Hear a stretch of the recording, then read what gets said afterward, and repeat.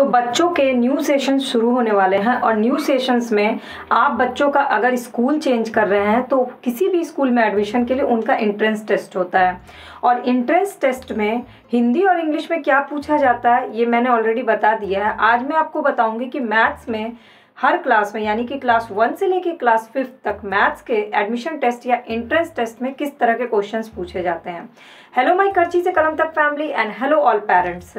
आज की वीडियो है मैथ्स सब्जेक्ट के बारे में। तो चलिए मैं आपको फटाफट से बता देती हूँ कि बच्चों को किस तरह से एडमिशन टेस्ट के लिए 6 से 7 दिन के अंदर मैथ्स की तैयारी आप करा सकते हैं। तो मैथ्स में पहला टॉपिक क्या है? मैथ्स में पहला टॉपिक है नंबर्स नेम। अब नंबर्स नेम में भी क्या होता है कि क्लास 1 में अलग है, क्लास 2 में अलग, क्लास 5 तक का स्टेप जो होता है ना वो अलग होता है।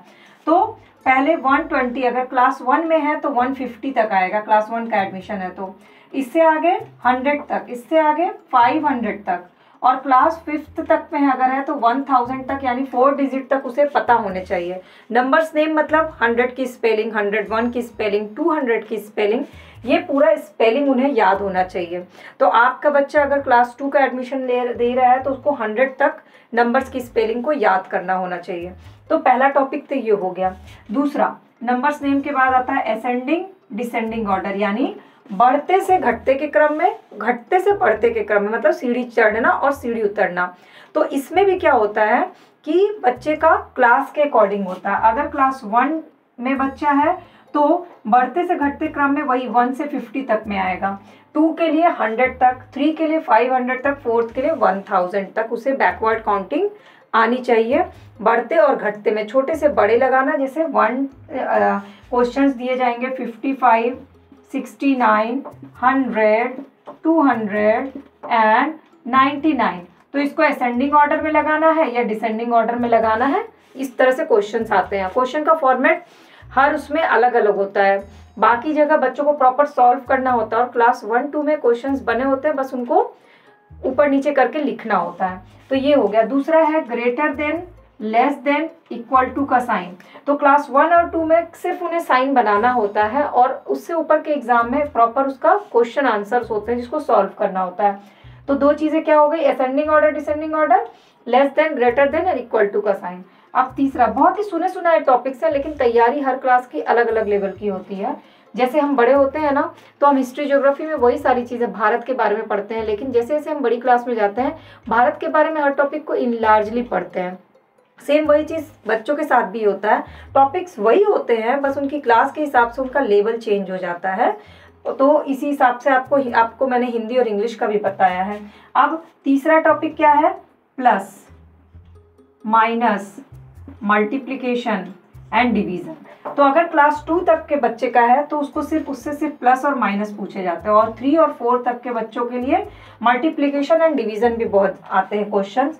अब इसमें भी क्लास वाइज कैसे चेंज हो जाए, जैसे क्लास 1 के बच्चे हैं तो उनको 1 डिजिट का प्लस करने आएगा, क्लास 2 के बच्चे हैं तो 2 डिजिट का प्लस करने आता है, और क्लास 3 और 4 के बच्चे हैं तो 3 डिजिट के आएंगे, और कैरी करने वाले जिसमें हम हासिल लेते हैं ना उस तरह वाले प्लस माइनस आते हैं। तो इस तरह से क्लास के अकॉर्डिंग लेवल चेंज करना है, लेकिन आपको उसकी क्लास के अकॉर्डिंग उसको एडिशन सब्सट्रैक्शन को कंसेप्ट क्लियर करना है। इसके बाद मल्टीप्लिकेशन, जैसे मल्टीप्लिकेशन जितने तक का उसको टेबल याद है, जैसे क्लास 1 में 10 तक का टेबल पे आ ही जाते हैं हम, टेबल कितना याद कराना है। तो अगर 2 तक के बच्चे हैं तो 10 तक का टेबल उसे याद होना चाहिए, उससे बड़ी क्लास के बच्चे हैं तो उन्हें 20 तक का टेबल याद होना चाहिए।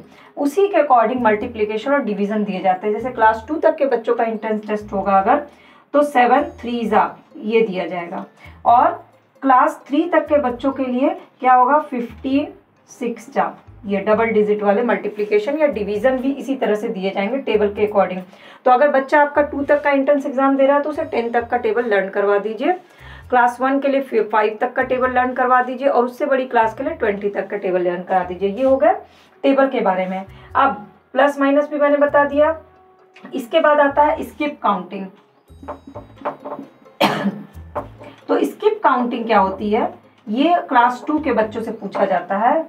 जैसे 2 स्किप करके, जैसे यहाँ पर 2 है और आपने 2 स्किप कर दिया तो 4 आया, फिर 2 स्किप किया तो 3, ये जंपिंग होते हैं, डिजिट होते हैं। तो क्लास 2 तक में आता है 2, 3, 4 का स्किप काउंटिंग। उससे ऊपर की क्लास में आएगा 10 तक का स्किप काउंटिंग। तो इस तरह से स्किप काउंटिंग कराना आपको ज़रूरी है। इसके बाद आएगा अगला टॉपिक शेप्स। तो शेप्स तो बच्चे बहुत ही छोटे उससे पढ़ने लगते हैं, स्क्वायर, रेक्टेंगल, लेकिन इसमें भी पार्ट्स होते हैं।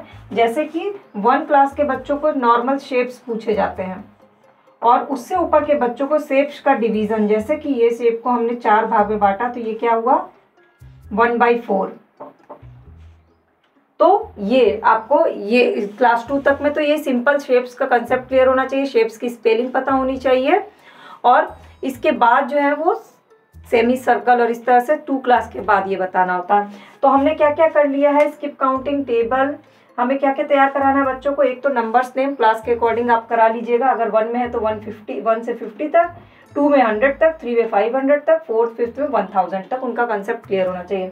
दूसरा असेंडिंग डिसेंडिंग ऑर्डर, यानी बढ़ते और घटते के क्रम में नंबर्स। तो छोटे बच्चों के लिए 50 तक, उससे बड़े बच्चों के लिए 100, फिर 200, इस तरह से होता है। ग्रेटर देन, लेस देन और इक्वल टू सेम वही है।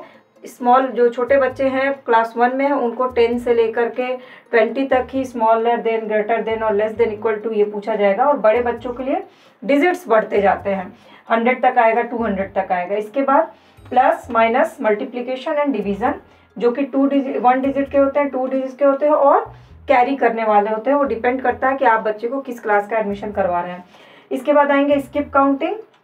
तो 2, 3, 4 तक का आना चाहिए बेसिक क्लास 2 तक के बच्चों के लिए, और उससे बड़े बच्चों के लिए 10 तक की स्किप काउंटिंग आनी चाहिए। शेप्स में नॉर्मल है, शेप्स के बारे में कंसेप्ट क्लियर हो, शेप्स की स्पेलिंग याद हो। और टेबल, अगर आपका बच्चा क्लास 1 का एंट्रेंस दे रहा है तो 5 तक, क्लास 2 का तो 10 तक, और उससे बड़ी क्लास का है तो 20 तक उसको टेबल याद होने चाहिए। लर्न होना नहीं, मतलब कि रिटन फॉर्मेट में लर्न होना चाहिए।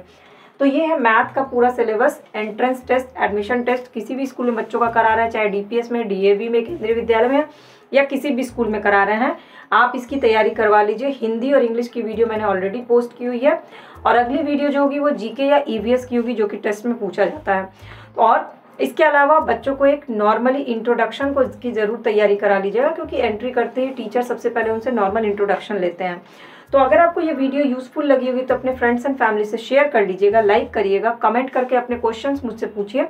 और डेली की video update free of cost चाहिए तो प्लीज़ सब्सक्राइब बटन को क्लिक करके बेल आइकन को प्रेस कर लीजिए। Thanks for watching this video.